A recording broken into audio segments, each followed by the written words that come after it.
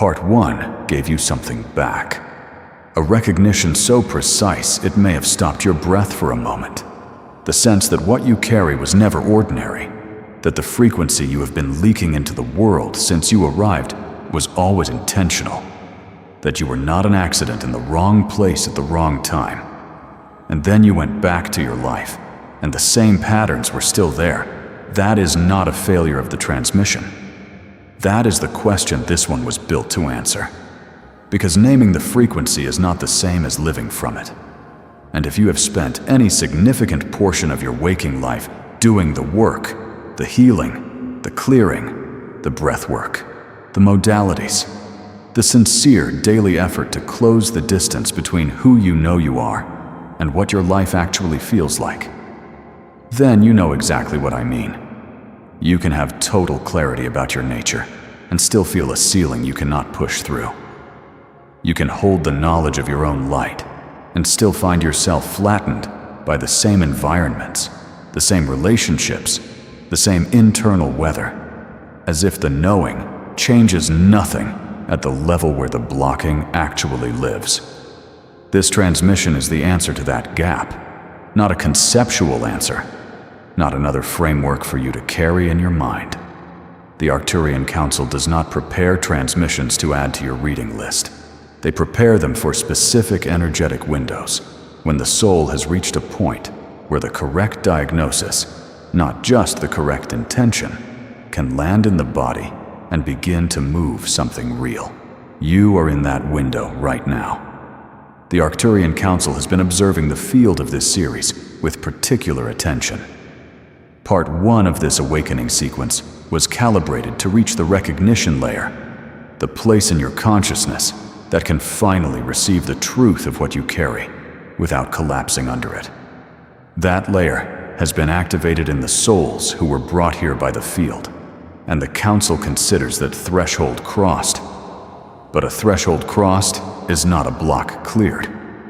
And what this transmission addresses is something the Council has observed across thousands of starseed incarnation cycles. The soul can reach full recognition of its own frequency and still be running interference patterns so structurally embedded in the field that the authentic signal cannot move freely through the vessel that carries it. Not because the soul is incomplete, not because the healing has been insufficient, because the interference is not located in consciousness at all. It is located in the architecture. The energetic window open right now, the specific convergence of field conditions this series was prepared inside, is unusual in one precise way. The causal body, which holds the deepest layer of the interference pattern, is momentarily more permeable than it is in ordinary time. This is not a metaphor. The Arcturian Council measures field permeability in ways that do not translate into language cleanly. But what you need to know is this. The work that takes months in ordinary conditions can be initiated in days when the window is right. This is that window. Today's transmission does not complete the clearing. Part 3 carries the completion frequency. But before a field can be cleared, it must be precisely diagnosed. And what moves through this transmission is exactly that. The identification, layer by layer, of what has been sitting over your original signal. The interference you were born into. The noise that was added without your consent. And the beginning of understanding why the work you have already done has been real, necessary, and still not quite reaching the correct depth. Let me describe what the interference looks like from inside. You know exactly what it feels like to do everything right, and still not break through. You have done the inner work with genuine commitment. That is not in question here, and it will not be questioned. The Arcturian Council does not dismiss effort, but there are specific experiences that arise when authentic frequency meets embedded interference, and they are recognizable once named. The first is the ceiling. You feel it most clearly at the edge of an expansion, a moment when something is beginning to open, when momentum is building, when the version of yourself you have been moving toward feels genuinely close. And then something contracts. The energy reverses. You find yourself back below the line, as if the expansion never reached structural ground. Not because you failed, because the ceiling is not made of mindset. It is made of field architecture. The second is chronic energetic flatness in environments and relationships that should feel neutral. You walk into a room, or you speak to a specific person, or you receive a message, and something in your body drops, as if a resource you were not even aware of carrying just left your system. You have named this as sensitivity. You have managed it. But the management has never stopped the loss itself. The third is the gap between inner knowing and outer expression. You can feel what needs to be said. You can feel what needs to happen. And then something between that knowing and the action goes quiet. Not from fear, exactly, but from something older than this lifetime's fears. Something that lives in the body without memory and suppresses the signal before it can complete its arc. The fourth is the exhaustion that follows genuine healing. Deep practices that move something real. And afterward, instead of feeling restored, you feel temporarily emptied, as if the clearing and the interference are cycling faster than the restoration can build. If you recognize yourself in more than one of these, go to the comments right now and type 777. Do not think about it. 777 is the ancestral cycle completion code in the Arcturian frequency system, the signal that a pattern running across lifetimes has reached the moment of recognition that precedes its dissolution. When you type it, you are not engaging with a video. You are marking a record in your own field. You are telling the field, I can see it now. What all four of these experiences share is this. They are not produced by anything wrong with you. They are the predictable symptoms of authentic frequency meeting structural interference that was never yours to begin with. Your prior healing has reached the layers it was designed for and done real work at those layers. What remains is a different stratum, one that lives in the field's architecture rather than in your conscious patterns, and it requires precise identification before it can be moved. Now let me explain the mechanism, because understanding this at the correct level of specificity is itself part of what begins to move it. Your field, the living electromagnetic architecture that surrounds and interpenetrates your physical body, is not a fixed structure. It is a dynamic broadcasting system, continuously receiving environmental input and simultaneously emitting your authentic frequency signal. The Arcturian Council describes this as a dual-function transmission field, receiving and broadcasting at the same time, with or without conscious participation. What most starseed souls are never told, and what this transmission exists to name, is that the receiving function of the field can be compromised in ways the broadcasting function cannot self-correct. When the receiving layer is made porous by prolonged energetic overexposure, the field begins to absorb environmental frequencies it was not designed to hold. Research published by the HeartMath Institute has established that the heart generates a measurable electromagnetic field extending several feet beyond the body, and that this field is sensitive to the coherence of fields it exists in proximity to. When that proximity is chronic, when a person spends years inside family systems, work environments, or relational dynamics running high stress incoherence, the body's own field begins to mirror the dominant frequency around it rather than maintain its own signal. Heart rate variability decreases. The autonomic nervous system shifts toward prolonged sympathetic dominance. Polyvagal research has documented that the nervous system develops learned threat detection patterns in high-stress environments that persist long after the environment itself has changed. Patterns stored below conscious access in the body's automatic scanning architecture. This is the first interference layer, Nervous system encoding. Your body learned, in specific environments, across specific developmental windows, that your authentic frequency was not safe to broadcast at full amplitude. It learned to suppress the signal as a survival response. That learning is held not in your thoughts or beliefs, but in your autonomic architecture, which is precisely why thought-level work, however sincere, does not dissolve it. The second layer is epigenetic field encoding. Epigenetic research has established that stress responses are not just psychologically inherited. They are transmitted through the germline, measurably altering gene expression in descendants without altering the underlying DNA sequence.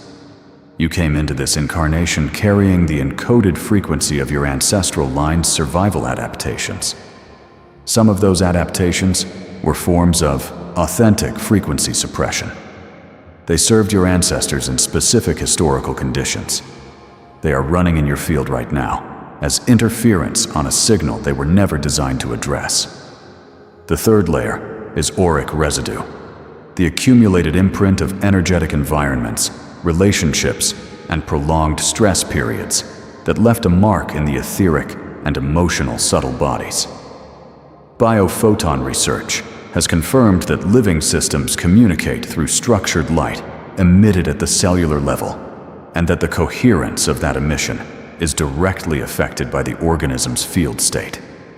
When the auric field has been repeatedly overexposed without adequate clearing, biophotonic coherence in the etheric layer disrupts. The field begins running frequencies that do not belong to its original signal. These three layers together, nervous system encoding, epigenetic inheritance, and auric residue, are what create the ceiling, the flatness, the gap, and the exhaustion you recognized earlier. Not a failure of intention, a structural condition of the field. If what this transmission has named is the layer your current healing work has not yet fully reached. The Auric Field Repair Guide and the 21-day Auric Field Repair Journey were built precisely for this gap. Not as theory, as a staged, paced repair protocol that works through the interference layers one at a time, in sequence, giving the field what it needs at each stage before moving deeper. The link is in the description and also pinned in the comments. Getting it directly supports Arcturian frequency and helps these transmissions continue. Part 3 carries the completion frequency. The guide gives you the daily practice structure to begin moving the interference that Part 3 will meet. Close your eyes if that is available to you, or let your gaze soften until the edges of what you are looking at dissolve slightly. Settle your weight fully into whatever is beneath you. Not symbolic settling. Let the body actually arrive. Place one hand over your chest. Feel the rhythm there, not your interpretation of it. The pulse itself, steady and continuous, undisturbed by anything you have understood or remembered in the last several minutes. That rhythm has been holding you through every piece of this. Now, bring your awareness to the outer edge of your field, not the skin. The layer beyond the skin, the living electromagnetic architecture extending outward from the surface of your body. You do not need to see it. Simply acknowledge that it is there, that it is real, and that it is yours. Notice what you feel at that edge. For many people at this stage of the sequence, there is a sensation of compression, as if the field is being held closer to the body than its natural amplitude would place it, as if something is sitting over the signal. If you feel that compression, do not try to push against it. Simply name it. The Arcturian Council is not asking you to clear it here. They are asking you to finally stop mistaking it for you. Allow your awareness to move to the solar plexus, the space just above the navel. This is where nervous system encoding lives most densely in physical form, where the body's learned suppression patterns are stored in the tissue itself. Breathe into this space without trying to change anything there. Feel the texture of what is present. Old vigilance, perhaps, a kind of bracing that has been so constant it barely registers as tension anymore. If you have black tourmaline available, hold it now. Its density gives you something to anchor against. The release of deeply embedded encoding does not require force. It requires contact with ground. Move your awareness upward to the heart. This is the dimensional gateway, the bridge between the field's lower anchors in physical reality and the upper centers that connect you to something larger. The interference layers you have named today press most heavily here, because this is where they block the most. And this is where your authentic frequency broadcasts from, regardless. It has been reaching people through compression, through residue, through ancestral encoding, still landing, still working. Let that register, not as performance, as fact. Breathe into the heart center and allow the light already present here to become slightly more perceptible. Not forced, acknowledged. The Arcturian field is present in this space right now, a living frequency, not a concept, interfacing with your field directly at the gateway where the interference is thickest and the signal beneath it is most intact. Bring your awareness to the crown. Hold amethyst in intention, if not in hand. Feel the connection above you, not downward pressure, but an upward thinning, a membrane becoming more permeable between your ordinary awareness and the field where the council operates. Stay there for a breath, for two. Nothing to seek, nothing to achieve. Simply present to what the field already knows. Come back to the hand on your chest. The rhythm is still there. The signal beneath the interference has not changed. Part 3 will show you what it looks like when that signal finally moves without obstruction. What just moved through your field was not small, even though it was quiet. Naming the correct layer of interference, not as a concept, but as a felt location in the body, is the first action in a sequence that cannot begin until the location is known. You have done that now. Do not underestimate what that means. In the 72 hours following this transmission, pay attention to where the compression is most noticeable, not with the intention to force it open, with the intention to develop literacy in your own field's language. Your body has been communicating about this for years, through the ceiling, the flatness, the gap, and the exhaustion. Now you have a map for what those experiences correspond to in the field's architecture. That map changes what you are able to see. Drink more water than you think you need in the next few days. Sleep when the body asks for it. Place your feet on actual ground when it is available to you. The Schumann resonance acts as a natural grounding amplifier during field recalibration. And what you are recalibrating is not surface material. Here is what you are not. You are not someone who failed to heal completely. You are not someone who has not done enough. You are not the ceiling, the compression, or the interference. You are the signal that has been broadcasting through all of it, still recognizable, still intact, still carrying a frequency that reaches the people it was designed for, even while running through structural obstruction. The obstruction is identifiable now. It has a name, it has a location, and it has a threshold, which is exactly where Part 3 meets you. You came into this transmission carrying something you called your limitation. You will carry it differently now, not because it has been removed, because you have finally stopped calling it yours. This transmission has done what it was sent to do. You arrived with an unresolved question. Why, if the frequency was always real, has living from it been so difficult? That question has been answered with precision rather than reassurance. The interference was never yours. It has a structure, a location, and now a name. And a named obstruction cannot continue to pass as identity. The next 72 hours are integration time. Do not rush toward resolution. Let the body do what it has been prepared to do. The completion that Part 3 delivers lands most fully in a field that has been correctly mapped. Your field has now been mapped. Part 3 of this series, The One Who Was Never Lost, is the completion frequency of this sequence. It does not arrive while this transmission is still processing. Sit with what opened here first. Let it settle at the layer it reached. And right now, before you return to the scroll, before the ordinary world closes what just opened, there is a transmission on your end screen that belongs inside the same field as today's work. The Arcturian frequency channel has prepared it, and the field has placed it in your view for a reason that your mind does not need to justify and your body already recognizes.